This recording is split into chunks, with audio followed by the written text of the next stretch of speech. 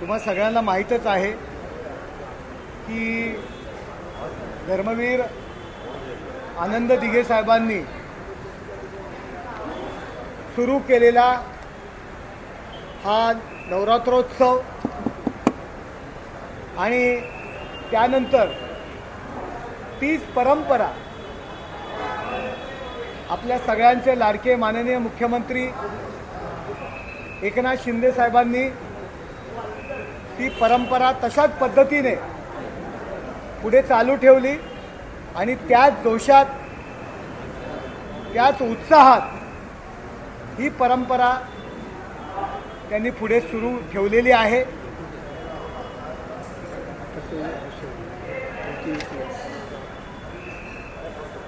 जय अंबे मां सार्वजनिक धर्मदाय विश्वस्त संस्था यांच्या वतीने जो नवरात्रोत्सव आपण साजरा करतो त्या नवरात्रोत्सवाची पूर्वतयारी पाहण्याकरता आणि त्याची जी काही डेकोरेशन आहे ते लोकांपर्यंत पोहोचवण्याकरता आज तुम्हाला या ठिकाणी बोलवलेलं आहे। येत्या रविवारी देवीचं आगमन होणार आहे आणि आपण पाहताय या ठिकाणी जी प्रतिकृती आपण उभारतोय ती प्रतिकृती अयोध्या येथे जे राम मंदिर होणार आहे आणि त्या राम मंदिराची हुबेहूब प्रतिकृती इथे आपण साकारतोय। लोकांना ती पाहायला मिळावी या उद्देशाने भव्य असं हे राम मंदिर या ठिकाणी आपण उभारतोय। 108 फुटी हे राम मंदिर या ठिकाणी उभारतोय आणि त्याची माहिती देण्याकरता माननीय खासदार डॉक्टर श्रीकांत एकनाथ शिंदे साहेब या ठिकाणी आलेले आहेत। त्यांनी पत्रकारांना संबोधन करा। आता सर्व लहान मुलं आहेत, मोबाईल आणि ह्या सगळ्या ह्याच्यामध्ये गुंतलेली असतात।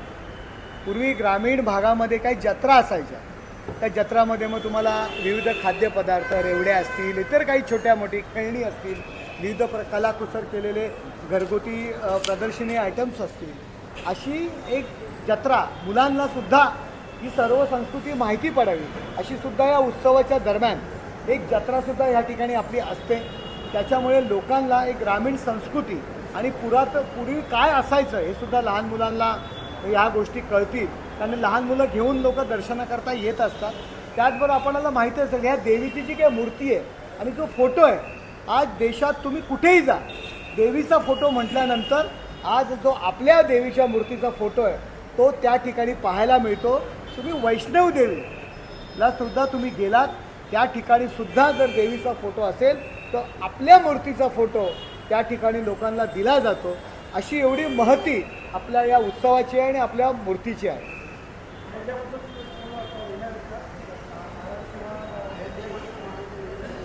हो येतील।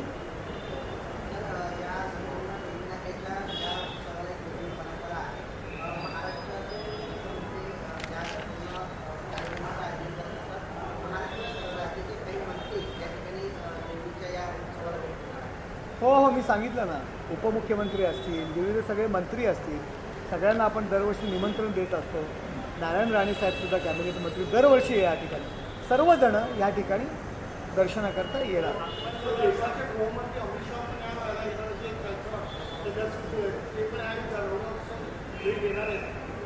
आपण नक्कीच त्यांना सुद्धा बोलवण्याचा प्रयत्न करू या ठिकाणी। अशा प्रकारचा आगमन सोहळा असतो, यंदा काही राज्याची संस्कृती दर्शन नव्याने ढोल ताशा पथक असेल किंवा त्यांची प्रत्येक राज्याची संस्कृती कशी प्रकारची राहिली असणार आहे, काय यंदा वेगळं आहे? नक्कीच दरवर्षी जे आहे हे आपण वेगवेगळं काहीतरी करायचा प्रयत्न त्या ठिकाणी करतो। आपली संस्कृती जी आहे ती पुढच्या पिढीपर्यंत गेले पाहिजे, यंगस्टर्सपर्यंत गेला पाहिजे, त्याच्यासाठी आपण ती एक यात्रा मिरवणूक काढत असतो। त्या मिरवणुकीमध्ये वेगवेगळे वेशभूषा करून लोक असतात, वेगवेगळ्या भागातून महाराष्ट्राच्या जे आहे हे त्या ठिकाणी येतात। वारळी संस्कृती त्या ठिकाणी असते, आदिवासींचा नृत्य जे आहे ते त्या ठिकाणी असतं, हे वेगवेगळे आणि ढोलताशा पथक तर असतंच आपलं।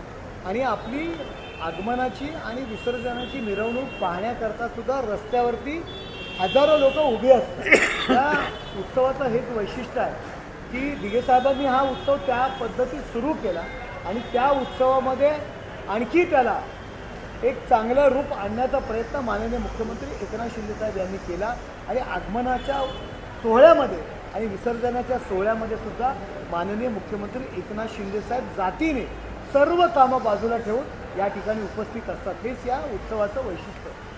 9 दिवस काय कार्यक्रम असणार आहे? 9 दिवस विविध प्रकारे सामाजिक कार्यक्रम आपण या ठिकाणी आरोग्य शिबिर असेल, रक्तदान शिबिर असेल, दिव्यांगांसाठी काही मदत केंद्र असेल, काही वस्तू महिलांसाठी विविध कार्यक्रम असतील, असा पूर्णपणे दरवर्षी आपण हे कार्यक्रम करतो आणि त्याच पद्धतीने आपण विविध सामाजिक आणि सांस्कृतिक उपक्रम या उत्सवाच्या दरम्यान आपण ठेवलेले आहेत. साहेब, राज्याच्या मुख्यमंत्र्यांनी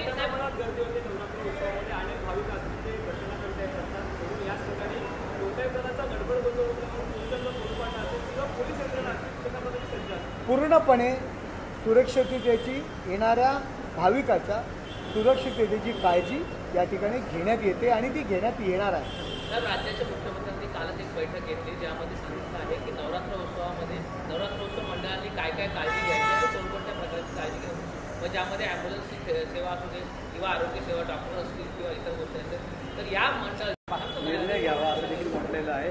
लवकर जर आदेश मंगळवारपर्यंत दिले नाही तर आम्ही त्यावरती बोलू. मात्र या संदर्भात अध्यक्ष अभिप्राय मोठे लागले या संदर्भात काय सांगतात? मला वाटतं जेव्हा सुप्रीम कोर्टाने स्वतः निर्णय घेण्यासाठी किती कालावधी लागला आपल्याला माहिती आहे, कारण की हे सगळ्या गोष्टी त्या ठिकाणी तपासाव्या लागतात. प्रत्येकाचं म्हणणं जे आहे ते ऐकून घ्यावं लागतं आणि त्याच्यानंतर सुप्रीम कोर्टाने निर्णय दिला की अध्यक्ष महोदयांकडे जे आहे सगळे अधिकार आहेत की कोण शिवसेना पार्टी आहे, कोणाला धनुष्यबाण मिळालेला आहे आणि हा अपात्रतेचा निर्णय जो आहे तो पूर्णपणे स्पीकरकडे जो आहे तो देण्याचं काम जे आहे अधिकार देण्याचं काम सुप्रीम कोर्टाने केलं. आणि आता त्याच्यामध्ये देखील जे आहे हे स्पीकर साहेबांनी सगळ्यांचे डॉक्युमेंट्स त्या ठिकाणी मागवले, मोठ्या प्रमाणामध्ये डॉक्युमेंट्स त्या ठिकाणी आले आणि ते तपासण्याचं काम स्पीकर साहेब त्या ठिकाणी करत आहेत. आणि मला वाटतं ती एक प्रोसिजर असते, त्या प्रोसिजर त्याला एक वेळ जो लागणार तो वेळ त्या ठिकाणी लागणार आहे. आणि मला वाटतं त्या ठिकाणी मंगळवारी जसं कोर्टाने आदेश केलेत की त्या ठिकाणी शेड्यूल दिला पाहिजे, मला वाटतं स्पीकर साहेब त्या ठिकाणी नक्कीच शेड्यूल त्या ठिकाणी देतील. आणि आम्हीही सगळे लोक जे आहेत ते वाट पाहतोय. आम्हाला बाबा हा विषय जो आहे तो रेंगाळला पाहिजे असं कुठेच वाटत नाही. आम्हालाही हा निर्णय जो आहे हा लवकरात लवकर त्या ठिकाणी पाहिजे की बाबा आम्ही जे कोर्टामध्ये सांगितलेलं, कारण की ह्याच्या अगोदर आम्ही इलेक्शन कमिशनमध्ये ऑलरेडी जिंकलेलो आहे. इलेक्शन कमिशनमध्ये आम्ही ऑलरेडी पात्र झालेलो आहे. आम्ही प्रूव्ह केलेलं आहे की खरी पार्टी शिवसेना जी आहे ती आम्ही आहोत. म्हणून आम्हाला शिवसेनेचं नाव असेल, त्याचबरोबर धनुष्यबाण असेल आणि त्याचबरोबर कोर्टाने जसं आदेशित जे आहे ते स्पीकर साहेबांनी त्या ठिकाणी केलेलं आहे. मला वाटतं स्पीकर महोदय जे आहे ते मंगळवार त्या ठिकाणी नक्कीच त्या ठिकाणी शेड्यूल देतील आणि लवकरात लवकर जो आहे हा जो काही निर्णय आहे हा स्पीकर महोदय जो आहे तो त्या ठिकाणी घेतील. सर, दसरा मेळाव्यावर सर्वांचं लक्ष लागलेलं आहे. कसं असणार आहे दसरा शक्ती प्रदर्शन असणार कधी सर्वांना? आणि प्रत्येक वेळेस सतत नवरात्रामध्ये पण तुम्हाला शक्ती प्रदर्शन दिसतंय, दसरा मेळाव्यामध्ये पण शक्ती प्रदर्शन दिसतंय. मला वाटतं दसरा मेळावा जो आहे हा विचारांचं सोनं जे आहे हे लुटण्यासाठी प्रत्येक शिवसैनिक प्रत्येक लोक जी आहे ती त्या ठिकाणी गेल्या अनेक वर्षाची परंपरा आहे. आणि याही वर्षी जे आहे हा दसरा मेळावा शिंदे साहेबांच्या नेतृत्वाखाली जो आहे हा त्या ठिकाणी हिंदुत्वाचे विचार लुटण्यासाठी जे आहे हे जे प्रत्येक शिवसैनिकाला ऐकायचं आहे ते ऐकण्यासाठी लाखोंच्या संख्येमध्ये जे आहे ते पूर्ण महाराष्ट्रामधून लोक त्या ठिकाणी येतील. काही लोकांनी जे आहे हे गेल्या वर्षी आपण पाहिलं असेल की कशा प्रकारे जो आहे तो दसरा मेळावा त्या ठिकाणी साजरा केला आणि त्या ठिकाणी नेहमी बाळासाहेब ज्या दसरा मेळाव्यामध्ये काँग्रेसला गाडण्याचं काम म्हणजे बोलत होते आणि त्यांनी नेहमीच जे आहे हे काँग्रेसवरती जे आहे काँग्रेस कशा प्रकारे जे आहे हे देशाला नाचवण्याचं काम आणि त्याचबरोबर कशा प्रकारे विचार जे आहे. धन्यवाद व्यक्त करतो की सगळे पत्रकार या ठिकाणी उपस्थित झालेले आहेत. या ठिकाणी आपण दरवर्षीप्रमाणे याही वर्षी नवरात्र उत्सव जो आहे हा मोठ्या उत्साहात आपण साजरा करणार आहोत. धर्मवीर आनंद दिघे साहेबांनी ज्याची सुरुवात 48 वर्षापूर्वी केली ती परंपरा जी आहे ती परंपरा पुढे घेऊन जाण्याचं काम माननीय मुख्यमंत्री एकनाथजी शिंदे साहेब आणि त्याचबरोबर त्यांचे सगळे सहकारी या ठिकाणी उपस्थित आहेत हे करतायत. आणि ह्या देवीचं दर्शन घेण्यासाठी लांबून लांबून लोक जी आहेत ते त्या ठिकाणी येत असतात. एक सांस्कृतिक चळवळ, एक परंपरा आपण याला म्हणूया की ह्या परंपरेशी लाखो लोक जी आहेत हे जोडली गेलेली आहेत इतक्या वर्षांमध्ये. आणि ह्या वर्षी खास काय तर ह्या वर्षी जे आहे हे यावर्षी आपण प्रभू श्री रामांचं राम मंदिर जे आहे ज्या अयोध्यामध्ये उभारलं जातं आहे त्याची प्रतिकृती जी आहे त्याचं डेकोरेशन जे आहे ते आपण या ठिकाणी आज ठाण्यामध्ये करतोय. आज आपण त्याच्यामध्ये त्या मंडपामध्येच उभे आहोत. ज्या राम मंदिराची आपण गेले अनेक वर्ष वाट पाहत होतो ते राम मंदिर जे आहे आज या ठिकाणी उभारलं जात आहे. म्हणूनच आज आम्हीही आणि माननीय मुख्यमंत्री एकनाथजी शिंदे साहेबांनी ठरवलं की यावेळेस जे आहे हे राम मंदिराची प्रतिकृती या ठिकाणी उभी केली पाहिजे. आपण लोकांनाही कळलं पाहिजे की कशा प्रकारे राम मंदिर जे आहे ते भव्य दिव्य हे अयोध्यामध्ये त्या ठिकाणी बनतंय. आज हा 9 दिवसाचा कार्यक्रम होत असताना याच्यामध्ये विविध मान्यवर जे आहेत हे या ठिकाणी येत असतात, दर्शन घेत असतात. एक वेगळी परंपरा जी आहे या नवरात्र उत्सवाला आहे. लांबून लांबून लोक जी आहेत या ठिकाणी येत असतात. विविध कार्यक्रम आम्ही या ठिकाणी घेतो आणि ही चळवळ जी आहे ती गेले अनेक वर्ष अशीच सुरू आहे.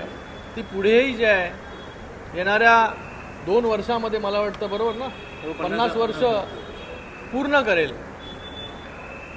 तेव्हाही मोठ्या उत्साहामध्ये जे आहे हा आपण कार्यक्रम जो आहे हे नवरात्र उत्सव जी आहे ती साजरी करणार आहोत. मला वाटतं डिटेल जे आहे हे मंदिर कसं असणार आहे, किती फूट उंच आहे, हे मंदिर जे आहे हे कला दिग्दर्शक अमन विधाते हे जे आहेत हे या ठिकाणी करतायत. वेगवेगळ्या भागामध्ये जे आहे ह्या मंदिराचं काम जे आहे ते सुरू होतं आणि आता हे जो फायनल स्टेजमध्ये हे मंदिर जे आहे ते बनण्यामध्ये आता फायनल स्टेजमध्ये आहे. हे उद्यापर्यंत आपल्याला पूर्ण झालेलं पाहायला मिळेल आणि त्याच्यानंतर देवीचा जागर जो आहे हा या ठिकाणी सुरू होईल. मला वाटतं अजून मस्के सर आपल्याला काय बोलायचं असेल तर आपण या मंदिरामध्ये किमान हे मंदिर बनवण्याकरता 350 किंवा त्याच्यापेक्षा जास्त लोक या ठिकाणी काम करतात, अहोरात्र काम करतात. मुख्य गाभारा हा 40 बाय 40 फुटाचा असून त्याच्यावर मूळ मंदिरामध्ये जे आता मंदिर साकारतं आहे त्यातील सगळ्या गोष्टी या ठिकाणी आपण अंतर्भाव केलेला आहे. पूर्णपणे सभामंडप वगैरे सगळ्यात सेम टू सेम ज्या पद्धतीमध्ये अयोध्यामध्ये राम मंदिर तयार होतं आहे सेम टू सेम मंदिर या ठिकाणी आपण साकारतोय. आणि याचं छत हे 40 बाय 60 फुटाचं छत आहे. 32 छोटे मोठे कोरीव खांब आपण या ठिकाणी आपण करतोय. दुर्गा मातेचं जे मखर हे पण सुवर्णांकित आहे. त्याचबरोबर बाहेर जे आपण जे वातावरण तयार करणार आहोत त्याच्यामध्ये आपण पूर्णपणे वानर सेना हे आपण तयार करणार आहोत. गेट्स आणि याच्या माध्यमातून जी राम मंदिराच्या आणि प्रभू रामचंद्रांचे जी सेवक होते अशा पद्धतीने विविध सामाजिक उपक्रमसुद्धा या उत्सवाच्या दरम्यान आपण आयोजित करत असतो. आरोग्य शिबिरं, रक्तदान शिबिर असे अनेक प्रकारे आपण या ठिकाणी करत असतो. आणि तुम्हाला माहिती आहे फक्त ठाण्यातून नव्हे, महाराष्ट्राच्या कानाकोपऱ्यातूनच नव्हे तर संपूर्ण देशातून खास देवीच्या दर्शनाकरता ही मंडळी लोक भाविक या ठिकाणी येत असतात आणि देवीचं दर्शन या ठिकाणी घेत असतात. या ठिकाणी अनेक नेते या महाराष्ट्रातील मोठे नेतेसुद्धा उपमुख्यमंत्री असतील, दोन्ही उपमुख्यमंत्री असतील, त्याचबरोबर विविध पक्षांचे महाराष्ट्राचे अध्यक्ष असतील, ही सर्व मंडळी या ठिकाणी दर्शनाकरता येणार आहेत. आणि 9 दिवससुद्धा आपण आपल्या मीडियाद्वारे, आपल्या पत्रकार असतील, आपल्या वाहिन्या असतील, आपल्या वर्तमानपत्र असतील त्याद्वारेसुद्धा हा उत्सव लोकांपर्यंत कसा पोहोचेल या दृष्टीने आपण आम्हाला मदत करावी हे सुद्धा आव्हान आमच्या सर्व विश्वस्त मंडळातर्फे आणि माननीय मुख्यमंत्री एकनाथ शिंदे यांच्या वतीने मी तुम्हाला करत आहे. आणि आपण पाहिलं असेल की गेल्या 1.5 वर्षामध्ये जे सगळे निर्बंध होते सणांवरचे ते सगळे निर्बंध काढून टाकण्याचं काम जे आहे ते माननीय मुख्यमंत्री महोदयांनी आणि आपल्या सरकारने या ठिकाणी केलं. म्हणूनच आपण पाहिलं असेल की गणेशोत्सव असेल, त्या अगोदर दहीहंडी असेल, हा मोठ्या उत्साहामध्ये जो आहे तो लोक आपल्या घराबाहेर निघाले होते, उत्सव साजरा करत होते. आणि मला वाटतं त्याच उत्साहामध्ये जे आहे नवरात्र उत्सव देखील मोठ्या उत्साहामध्ये लोक साजरा करतील. आणि या ठिकाणी काही खबरदारी देखील सरकारने घ्यायला सांगितलेल्या आहेत. जशा खबरदारी ज्या आहेत या गणेशोत्सवामध्ये घेतल्या, रुग्णवाहिका जी आहे ती त्या ठिकाणी स्टँड बायवरती असली पाहिजे, आरोग्य व्यवस्था स्टँड बायवरती असली पाहिजे. कारण की मोठ्या प्रमाणात जे आहे हे लोक घराच्या बाहेर निघतात, वेगवेगळ्या पंडालमध्ये जातात, मंडपात जातात, दर्शन घेतात, दांडियाचे कार्यक्रम मोठ्या स्तरावरती आयोजन केले जातात. तर एक वेगळ्या उत्साहाचं वातावरण जे आहे हे गेल्या 1.5 वर्षामध्ये पूर्ण महाराष्ट्रामध्ये निर्माण झालेलं आहे. हे गेल्या 2.5 वर्षामध्ये सगळ्या हिंदू सणांवरचे निर्बंध जे आहेत हे निर्बंध म्हणजे जे ठेवले होते, निर्बंधामध्ये सगळ्यांना ठेवलं होतं, ते निर्बंधामधून मुक्त करण्याचं काम जे आहे ते आपल्या सरकारने ठाकरे यांनी त्या ठिकाणी मांडले. आता आपल्याला बघायचं आहे की यावेळेस जे आहे हे जे म्हणतात की आम्ही वारसदार आहोत, आम्ही वारसदार आहोत, भले ते प्रॉपर्टीचे वारसदार असतील त्या ठिकाणी, ते काय विचार त्या ठिकाणी मांडतात की ज्या शिवाजी पार्कवरती बाळासाहेबांनी नेहमी काँग्रेसच्या विरोधामध्ये जी आहे ती भूमिका आपली त्या ठिकाणी मांडली, आज त्यांचेच वंशज जे आहे हे त्या ठिकाणी कशा प्रकारे काँग्रेसबद्दलचे मला वाटतं त्यांच्या काँग्रेस कशी वाढली पाहिजे देशामध्ये, काँग्रेस कसं त्याचं महाराष्ट्रामध्ये वाढली पाहिजे, हे विचार जे आहे ते मला वाटतं त्या ठिकाणी मांडले जातील. कारण की हिंदुत्व असेल, आयडिओलॉजी असेल, या सगळ्या गोष्टी ज्या आहेत, बाळासाहेबांचे विचार असतील, हे सगळे जे आहेत हे तोडून मोडून भाषणात गुंडाळून जे आहे ते फेकून दिलेले आहेत. आता यांना कुठलं आयडिओलॉजी राहिलेलं नाही आहे, कुठले हिंदुत्वाचे विचार राहिलेले नाही आहेत. तर आज खऱ्या अर्थाने बाळासाहेबांचे विचार पुढे घेऊन जाण्याचं काम माननीय मुख्यमंत्री एकनाथजी शिंदेसाहेब त्या ठिकाणी करतायत.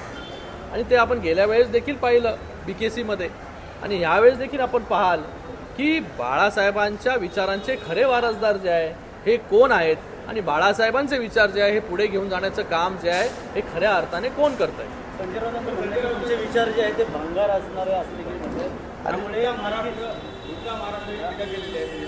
अरे ज्याची संजय राऊत मुळात मला बघा काही लोकांवरती ना बोलायला आवडत नाही. मला वाटतं मस्के साहेब नीट उत्तर त्यांना देतील. संजय राऊत मुळात स्वतः भंगार मनोवृत्तीचे आहेत. उद्धव ठाकरे आणि त्यांच्याबरोबरच्या जी काही शिल्लक सेनेमध्ये असलेली जी काही मंडळी आहे त्यांना भंगारामध्ये नेऊन ठेवण्याचं काम हे संजय राऊतांनी केलेलं आहे. शिवसेना त्यांनी पूर्णपणे जी मूळ हिंदुत्व विचाराची शिवसेना होती ती बाजूला त्यांच्यामुळे झालेली आहे. आणि उद्धव ठाकरे आणि या मंडळींना काँग्रेस आणि राष्ट्रवादी विचारसरणीच्या लोकांच्या घरामध्ये भंगार म्हणून ठेवलेलं आहे. त्यामुळे त्यांना आम्हाला भंगार बोलण्याचा अधिकार नाही आहे. मुळात ते स्वतः भंगार मनोवृत्तीचे. आपण पाहिलं आहे की हा माणूस जी मृतांच्या टाळूवरचं लोणी खाण्याचं कामसुद्धा त्यांनी केलेलं आहे. जी मृतांना जी बॉडी बॅग आपण मृतच्या शरीरावरती आपण जे ठाणे महापालिकेने 350 रुपयाला घेतली, 450 रुपयाला घेतली, ती बॉडी बॅग त्यांनी 6800 रुपयाला घेतलेली आहे. जी खिचडी जी कोविडच्या रुग्णांना दिली जाते 300 ग्रॅमची खिचडी म्हणून आपण टेंडर घेतलं आणि 100 ग्रॅम खिचडी आपण देत होतो. तो खिचडी पुरवठादार आहे, त्यांनी सांगितलेलं त्याचं अकाउंट तपासलं गेलेलं आहे. त्याच्या अकाउंट्समधले पैसे माननीय संजय राऊत यांच्या कुटुंबियांच्या अकाउंटवर ट्रान्सफर झालेले आहेत. म्हणजे लोकांना रुग्णांना देणारी एक खिचडी असते, खाण्याचं जे पदार्थ आहे त्यातसुद्धा कट मारण्याचं काम संजय राऊतांनी केलेलं आहे. मग ही मनोवृत्ती कुठली आहे? ही भंगारी मनोवृत्ती आहे. त्यामुळे भंगारी मनोवृत्तीचे संजय राऊत आहेत आणि उद्धव ठाकरे आणि या मंडळींना काँग्रेस राष्ट्रवादीच्या गोदामामध्ये भंगारप्रमाणे एका साईडला नेऊन त्यांनी ठेवलेलं आहे. साहेबांच्या अधिकाऱ्यामध्ये काम करतात त्यामध्ये कशा प्रकारे या संपूर्ण सेवा असतात? या मंडळाच्या तुम्हाला माहिती आहे की या देवीचं मंदिर आहे, त्याच्या पाठीमागे प्रथमोपचार केंद्र असतं. या ठिकाणी आपली ॲम्ब्युलन्स असते, डॉक्टर्स असतात, नर्स असतात. ही संपूर्णपणे काळजी, सुरक्षित लाईन लावण्याच्या दृष्टीने संपूर्णपणे काळजी, दरवर्षी लाखो भाविक या ठिकाणी येत असतात आणि त्यांची काळजी घेतली जाते. आणि देवीच्या आशीर्वादाने, देवीच्या कृपेने अजून एकही अशी कुठली घटना वेगळी झालेली नाही आहे. आणि नवरात्रोत्सव मंडळांकरता आम्ही मागणीसुद्धा केलेली आहे महानगरपालिका आयुक्तांकडे की ज्या पद्धतीने गणपती मंदिरांना आपण मंडप आणि ह्याचे काही चार्जेस करत होतो ते चार्जेस माफ केले होते. माननीय मुख्यमंत्रीसुद्धा त्यांच्याकडेसुद्धा आम्ही मागणी केलेली आहे आणि उद्या किंवा परवा ती घोषणासुद्धा होईल की आपण ते मंडळांचे चार्जेस माफ करावे. अशा पद्धतीने आम्ही ठाणे महापालिकेकडे आम्ही मागणी केलेली आणि ती लवकरच ती मान्यसुद्धा होईल. मागच्या वेळेस लक्ष्मी ठाकरे आले होते, शक्ती प्रदर्शन झालं होतं इथं, कुठं राजकीय रंग आला होता, त्यामुळे नक्कीच महाआरती या ठिकाणी झाली होती. हे बघा, फक्त ह्या हा देवीचा उत्सव आहे. देवीची मूर्ती या ठिकाणी असते, देवीचा आशीर्वाद आणि धर्मवीर आनंदीजे साहेबांनी सुरू केलेला हा उत्सव आहे. तो पुढे माननीय मुख्यमंत्री एकनाथ शिंदे साहेब यांच्या नेतृत्वाखाली हा उत्सव या ठिकाणी सुरू आहे. आता कोण जर भाविक एकनाथ शिंदे साहेब ज्यांनी जो उत्सव आता जो सुरू आहे त्यांच्या नेतृत्वाखाली जर त्या कार्यक्रमाला आल्या असतील तर त्यांचं या ठिकाणी आम्ही स्वागतच केलं. गावात येणाऱ्या निवडणुका बघता शिवसेनेतून पडलेले आहेत, त्यामुळे खरंच चिन्ह आणि पक्ष तुम्हाला मिळालं, मात्र तिथं येणाऱ्या काळात अरे त्या व्यक्तीला जी कोण व्यक्ती पकडलेली आहे त्या व्यक्तीचे उद्धव ठाकरेंसोबतचे फोटो प्रकाशित झालेले आहेत. त्यांना प्रवेश देताना जे फोटो प्रकाशित झालेले आहेत, मीडियामध्ये आलेले आहेत, यांना अधिकार आहे का या सगळ्या गोष्टी करण्याचा? केवळ लोकांसमोर सहानुभूती घेण्याकरता आणि कोणाला काहीतरी आरोप करण्याकरता हे सगळे प्रपंच सुरू आहेत. नाशिकमध्ये शिवसेनेमध्ये प्रवेश देण्याकरता संजय राऊत आग्रही होते त्यावेळी उद्धव ठाकरे असताना. आणि नाशिकमध्ये कुठलीही गोष्ट त्यावेळी शिवसेनेच्या काळात ज्याचे उद्धव ठाकरे प्रमुख होते संजय राऊतांना विचारल्याशिवाय झाले आहेत का? त्यामुळे कोणाला बोलताय? तुम्हाला अधिकार आहे का? लोकांना माहिती आहे आपण काय आहात ते.